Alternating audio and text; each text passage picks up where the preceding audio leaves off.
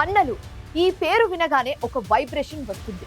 తుపాకీ గొట్టం ద్వారానే రాజ్య అధికారం సాధ్యమని తాము నమ్మిన సిద్ధాంతం కోసం కన్నవారిని ఉన్న ఊరిని వదిలేశారు ఎందరో.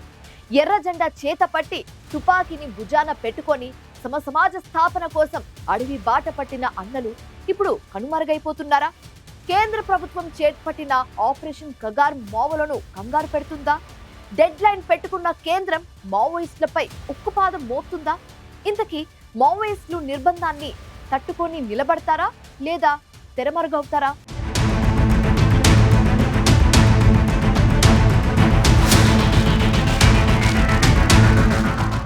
మావోయిస్టు ఉద్యమానికి తెలుగు రాష్ట్రాలతో విడదీయలేని అనుబంధం ఉంది. పశ్చిమ బెంగాల్లోని నక్సల్ బరీలో ఉద్యమం పురుడు పోసుకున్న తెలుగు రాష్ట్రాలలో బలమైన పునాదులు వేసుకుంది. కొండపల్లి సీతారామయ్య, కేజీ సత్యమూర్తి తదితరులు తెలుగు రాష్ట్రాల్లో మావోయిస్టు ఉద్యమానికి బలమైన పునాదులు వేశారు.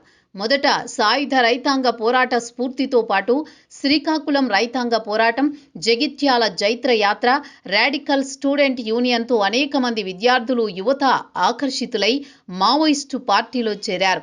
తెలుగు రాష్ట్రాల నుంచి అనేక మంది మావోయిస్టు ఉద్యమంలో చేరి బలమైన ఉద్యమాన్ని నిర్మించారు. గణపతి, నంబాల కేశవరావు, మల్లోజుల కోటేశ్వరరావు, అక్కిరాజు హరగోపాల్ అలియాస్ ఆర్కే లాంటి మావోయిస్టు ముఖ్య నేతలంతా తెలుగువారే. కానీ ఎన్కౌంటర్లలో అనారోగ్యంతో అనేక మంది మావోయిస్టులు మరణించగా, అనారోగ్యం ఇతర కారణాలతో అనేక మంది మావోయిస్టులు జనజీవన స్రవంతిలో కలవడంతో మావోయిస్టు ఉద్యమం బలహీనపడుతూ వస్తోంది. ఇక గతంలోనే అనారోగ్యంతో మావోయిస్టు పార్టీ కేంద్ర కమిటీ సభ్యుడు ఆర్కే మరణించారు. కరోనాతో సైతం మావోయిస్టు కీలక నేతలు మరణించగా, కీలక నేత ఆర్కే మరణం పార్టీకి కోలుకోలేని దెబ్బ. ముఖ్యంగా ఆయన మరణంతో ఆంధ్ర, ఒడిషా బోర్డర్లో మావోయిస్టులు పెద్ద దిక్కును కోల్పోయినట్లయింది.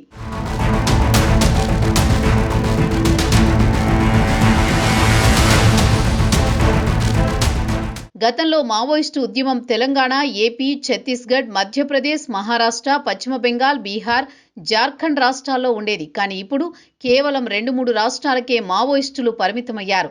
ఛత్తీస్గఢ్, ఏపీ, ఒడిషా, తెలంగాణ, జార్ఖండ్ రాష్ట్రాల్లో మాత్రమే మావోల ఉనికి ఉంది. అయితే అడపాదడపా ఉనికి చాటుకునేందుకు ప్రయత్నాలు చేయడం తప్ప గతంలోలా తమ మిలిటెన్సీ పోరాటాలు పూర్తిగా కనుమరుగయ్యాయి. ఒకప్పుడు తెలుగు రాష్ట్రాల నుంచి మావోయిస్టు పార్టీకి రిక్రూట్మెంట్ ఉండేది. కాలక్రమంలో విద్యార్థులు, యువత విప్లవ భావాలకు ఎక్కువగా ఆకర్షితులు కాకపోవడం, ప్రైవేటు రంగంలో ఉద్యోగ అవకాశాలు పెరగడంతో మావోయిస్టు ఉద్యమం పూర్తిగా కనుమరుగయ్యే పరిస్థితి వచ్చింది. మరోవైపు మావోయిస్టులకు బయట నుంచి మద్దతు ఇచ్చేవారి సంఖ్య కూడా క్రమంగా తగ్గుతోంది. పోలీసులు, ప్రభుత్వ నిర్బంధం ఎక్కువ కావడంతో మావోయిస్టులకు మద్దతు ఇచ్చే పరిస్థితి లేకుండా పోయింది. మరోవైపు యువత చదువులు, ఉద్యోగాలపై దృష్టి పెట్టడంతో రిక్రూట్మెంట్ పూర్తిగా తగ్గింది.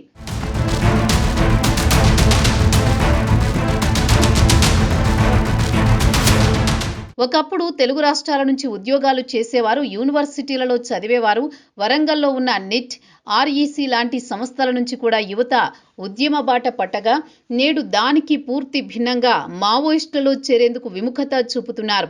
కేంద్రంలో బీజేపీ అధికారంలోకి వచ్చిన తర్వాత ఆపరేషన్ కగార్ పేరుతో మావోయిస్టులను అణచివేస్తోంది.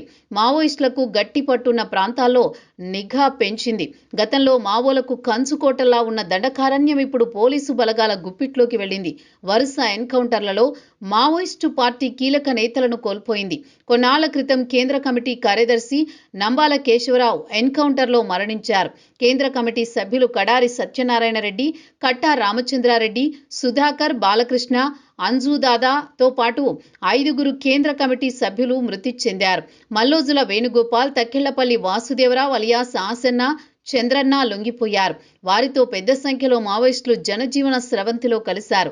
ప్రస్తుతం మావోయిస్టు కేంద్ర కమిటీలో గణపతి, రాజిరెడ్డితో పాటు 5 కేంద్ర కమిటీ సభ్యులు మాత్రమే ఉన్నట్టు చర్చ జరుగుతోంది.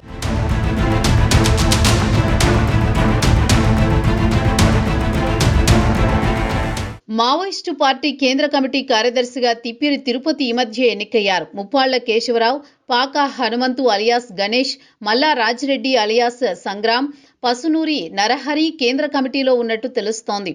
తాజాగా మావోయిస్టు కేంద్ర కమిటీ సభ్యుడు, పీపుల్స్ గెరిల్లా లిబరేషన్ ఆర్మీ చీఫ్గా ఉన్న మడివి హిడ్మాతో పాటు ఆయన భార్య ఏపీ పోలీసుల చేతిలో ఎన్కౌంటర్ అయ్యారు. కీలక నేత హిడ్మా మరణంతో మావోయిస్టు పార్టీ అంతిమ దశకు చేరుకుందని వాదనలు వినిపిస్తున్నాయి. కేంద్ర హోంశాఖ మంత్రి అమిత్ షా ఇప్పటికే 2026 మార్చి 31 కల్లా దేశంలో మావోయిస్టులు లేకుండా చేస్తామని ప్రకటించారు. దీంతో తమతో కేంద్రం చర్చలు జరపాలని మావోయిస్టు పార్టీ డిమాండ్ చేస్తోంది. కానీ ఎట్టి పరిస్థితుల్లో మావోయిస్టులతో చర్చలు జరిపేది లేదని కేంద్రం తేల్చి చెప్పింది. మావోయిస్టులు బేషరతుగా లొంగిపోవలసిందేనని స్పష్టం చేసింది. దీంతో కొంతమంది మావోయిస్టులు లొంగిపోగా కొంతమంది మాత్రం తాము చివరి వరకు ఉద్యమంలో ఉంటామని చెప్పడంతో పార్టీలో చీలిక వచ్చింది. మొత్తానికి వరుస ఎన్కౌంటర్లతో పాటు మావోయిస్టుల లొంగుబాటుతో మావోయిస్టు ఉద్యమం చివరి దశకు వచ్చిందనే చర్చ జరుగుతోంది. ఇక కేంద్రం చేపట్టిన ఆపరేషన్ ఖగార్తో మావోయిస్టు ఉద్యమం ఊపిరి నిలుపుకుంటుందో లేదో కాలమే నిర్ణయించాలి.